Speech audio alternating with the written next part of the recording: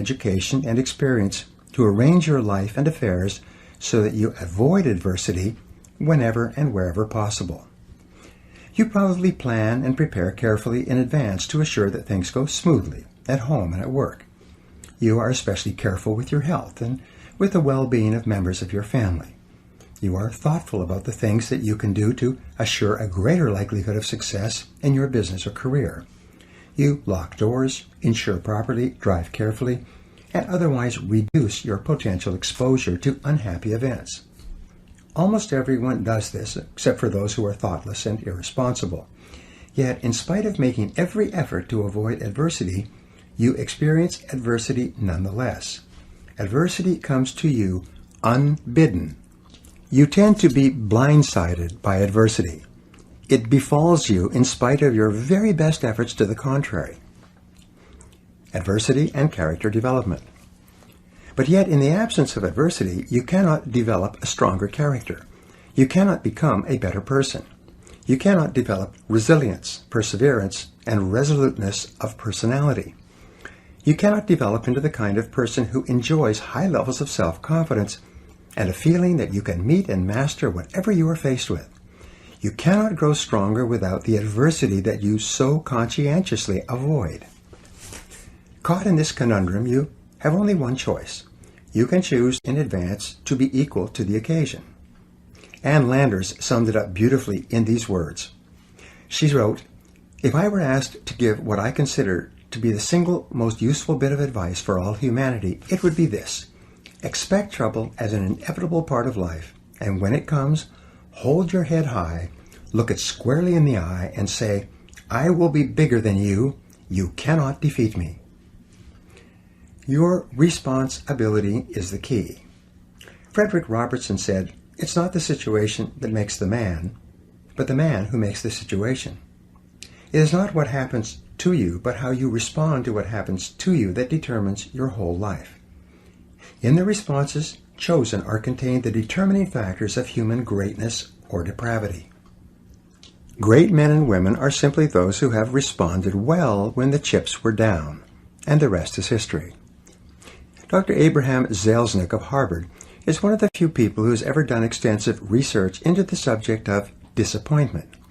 What he found in studying the way that different people respond to disappointment was that you could largely tell how high and how far a person was going to go in life by simply observing how they reacted when they faced frustration and setbacks in reaching their goals. Dr. Zelznick found that the great majority of people do not prepare mentally for the inevitable disappointments that come in life, and when they arrive, they tend to be taken off guard and emotionally overwhelmed. They then generalize these disappointments and allow themselves to feel that because they have not succeeded, they're not really very good at what they do. They tend to interpret these disappointments as being indicative of their lack of ability and competence. As a result, they become easily disappointed in themselves, and they lose the courage and confidence that they need to press forward. Often they become depressed, and in the majority of cases, they gradually give up. They stop setting goals and working on themselves and become more concerned about security and potential loss than about taking chances and potential gain. Responding well to disappointment. The high achievers in his study responded to disappointment very differently from the low achievers. First, they mentally prepared for a disappointment in advance, so that when it arrived, they had already given some thought to how they would react and to the possible courses of action open to them. They looked upon a particular setback as being specific to a particular situation and not being indicative of a general lack of ability or of a character flaw.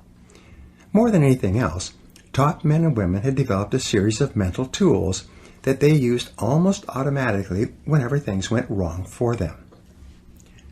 Crisis anticipation. Napoleon Bonaparte is considered by historians to have been perhaps the most brilliant battlefield general in human history. In a military career spanning 25 years and involving hundreds of battles, large and small, he lost only 3 battles. It was said that his very presence on the battlefield was worth an additional 40,000 soldiers to the French army because of the boost in morale that it gave them.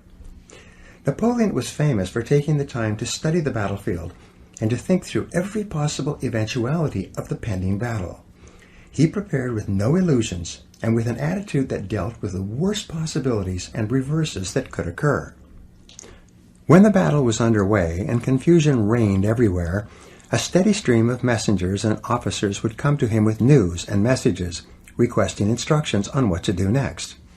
His responses were always clear, concise, and immediate.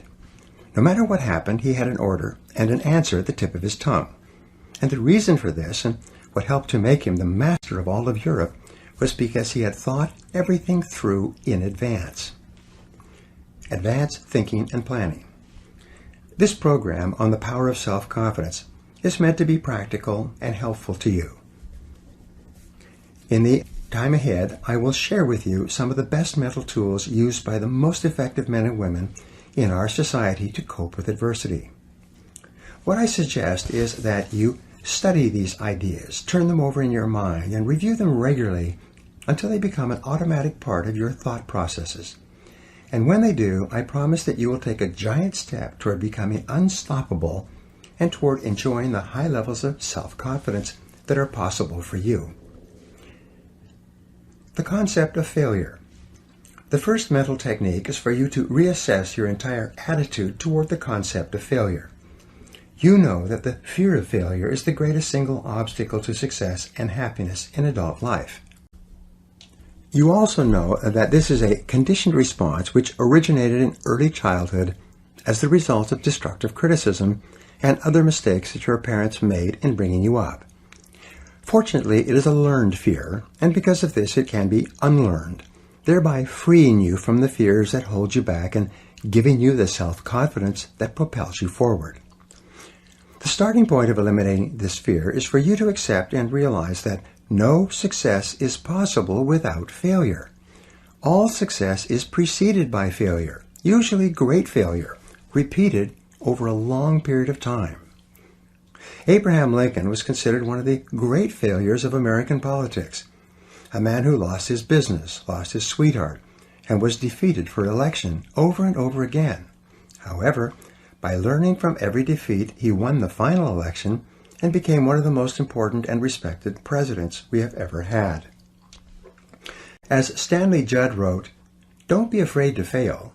Don't waste energy trying to cover up failure. Learn from your failures and go on to the next challenge. It's okay to fail. If you're not failing, you're not growing." Double your rate of failure. You only learn how to succeed by failing, and no success is possible without it. Thomas J. Watson, the founder of IBM, was once visited by a young journalist who asked him how he could be more successful faster. Watson replied with these wonderful words, "Do you want to be successful? Then you must double your rate of failure. Success lies on the far side of failure."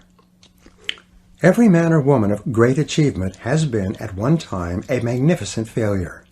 The greatest successes of our generation and of our history books are the stories of men and women who failed so many times that they finally learned how to succeed.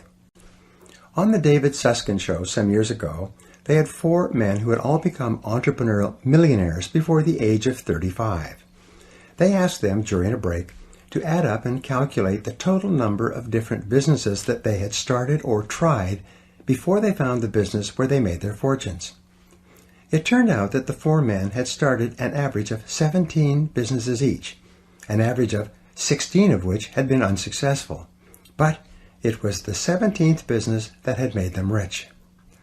Now the obvious question is this: did those young men fail in each of their previous business experiences? And the answer is clear. They did not fail. They were learning how to succeed. Their previous business enterprises were the testing grounds where they learned the lessons necessary to achieve financial independence later. Our greatest inventor. Thomas Edison was the most successful inventor of the 20th century, or of any century. He developed not only the electric light bulb, but the electric power company that made it possible to deliver electric current and sell electric light bulbs to every city, town, and village in America. He patented more than 1,000 devices at the U.S. Patent Office, almost all of which were brought into commercial production within his lifetime. Our way of life and the way of life of almost everyone in the world has been profoundly affected by his successes in the area of invention. But Thomas Edison was also an extraordinary failure as an inventor. He failed more times than any other inventor of his age. He failed thousands and thousands of times in attempting to find the proper filament for the first electric light bulb. He failed thousands of times more in attempting to find the proper plant from which to draw natural rubber. In his laboratories at what is now known as General Electric, he brought together some of the finest scientific minds of the age so that they could dramatically increase the number and speed of their failures. Success is a numbers game. Edison knew that success is a numbers game. It is based on intelligent effort and the law of probabilities. If you try enough different things in enough different ways, and you learn from each test or failure, then you must inevitably be successful. The fear of failure, on the other hand, causes people to try fewer and fewer things, thereby lowering the probability that they will ever achieve anything of consequence. In the same year that Babe Ruth hit more home runs than any other batter in America, he also struck out more than any other batter. When the ball was thrown, he swung with every ounce of strength he had, often spinning around and falling down on the ground as a result of his efforts. But he also set an American baseball record that was not broken for decades and became a legend that we still talk about today. Henry Ford, who was bankrupt at the age of 40 and who went on to become one of the world's richest men, wrote, "Failure is just another opportunity to more intelligently begin again." Dr. Joyce Brothers wrote that the person interested in success has to learn to view failure as a healthy, inevitable part of the process of getting to the top. Learn from every failure. Your job is not to fear failure or to avoid failure so much that you also avoid success. Your job instead is to move forward and take intelligent risks, thinking them through in advance and learning everything you can as you go along.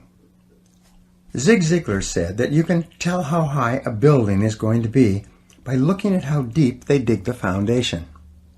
The height to which you rise in life will always be determined by the depth of your own personal foundation, which is almost always the quality and quantity of your failures and what you have become as a result of them. Napoleon Hill wrote, "When defeat comes, accept it as a signal that your plans are not sound. Rebuild those plans and set sail once more toward your coveted goal."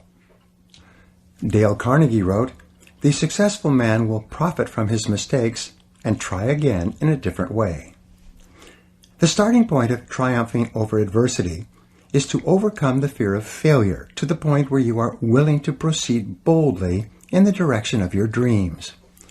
Whatever your emotions, fear, or desire, they control your decisions and everything you do.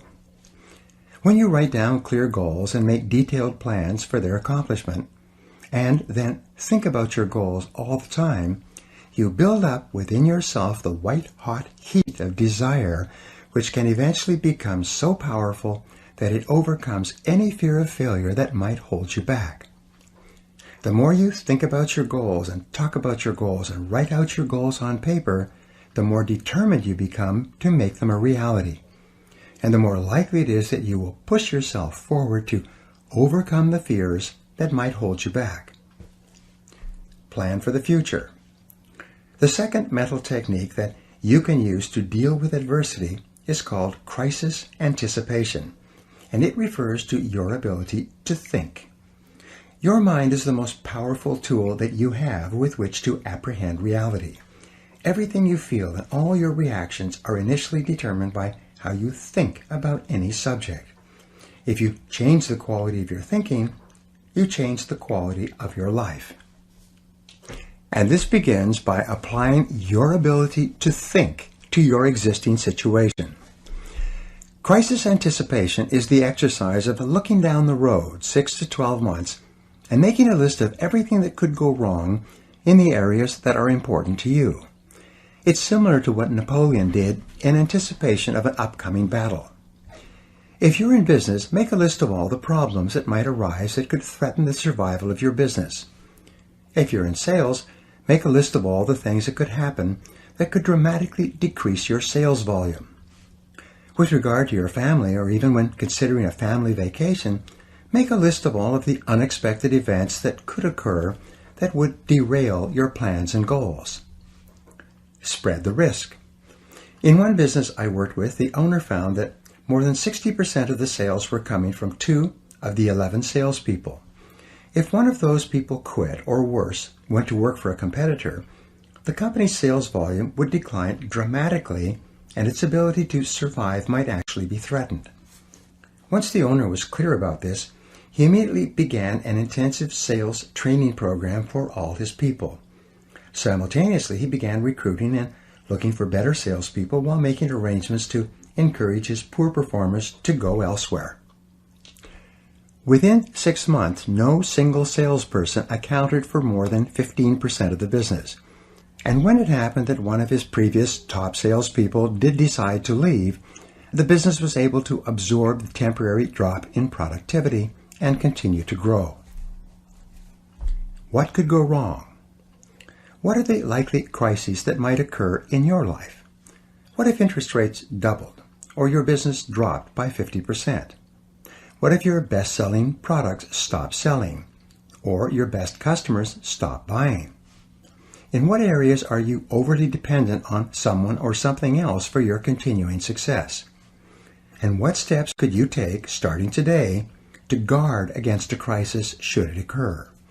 You will be amazed at how much more self-confidence you will have when you have thought through the critical areas of your life and made plans in case something goes wrong. Otto von Bismarck, the Iron Chancellor of Germany, was considered to be one of the finest statesmen of the century.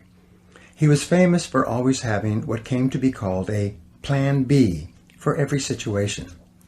No matter what happened, and no matter how hard he had worked to bring about a particular result, if he was not successful, he could always reach into his drawer and pull out a fully developed backup plan ready to go.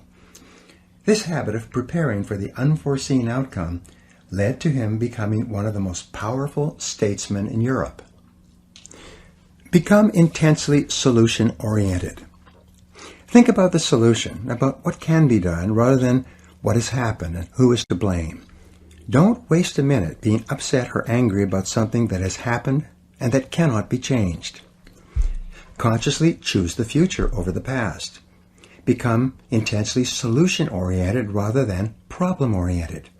Think about what can be done immediately to resolve the difficulty. Look for the valuable lesson that you can learn from this situation. Think how you can minimize the damages and maximize any opportunities that might arise out of this setback. As Friedrich Nietzsche, the philosopher, once said, "What doesn't kill me makes me stronger." The only real antidote to worry and negativity is positive, purposeful, constructive action in the direction of your goals. As soon as you take action, your self-esteem and self-confidence start to increase again. You begin to feel more in control of your emotions and of your life. You stop making excuses and you start making progress. You start thinking about how you can turn this situation to your advantage. Never consider the possibility of failure. In the final analysis, you triumph over adversity by having clear values, clear goals and plans, and complete control over your mind and your thinking. You win by thinking about winning all the time and refusing to consider the possibility of losing. You begin by resolving to persist, no matter what the odds, no matter what happens, until you succeed. You recognize that persistence is a form of courage. It's the courage to endure in the face of adversity and disappointment, and it is the one quality which guarantees that ultimately you will be successful. Calvin Coolidge, President of the United States, summed this up when he wrote, "Nothing in the world can take the place of persistence. Talent will not, Nothing is more common than unsuccessful men with talent. Genius will not. Unrewarded genius is almost a proverb. Education will not. The world is full of educated derelicts. Persistence and determination alone are omnipotent. Courage and persistence. Persistence is self-discipline in action. Each time you exert the self-discipline to persist in the face of adversity and disappointment, your self-esteem goes up. When you practice persistence, you build up your resistance to taking the easy way out. You create the friction that comes from going against your natural tendencies. You generate the heat that crystallizes your character at a new, higher level. And with this higher level of persistence, self-discipline, and character, your self-esteem, self-respect, and personal pride increase. Your belief in yourself serves as a deep foundation of confidence upon which you build a great life. You become more positive, more optimistic, and more unstoppable in everything you do. And you do this because, as Churchill said, you never give up. Never, never give up. Now here are some exercises that you can use to apply these ideas.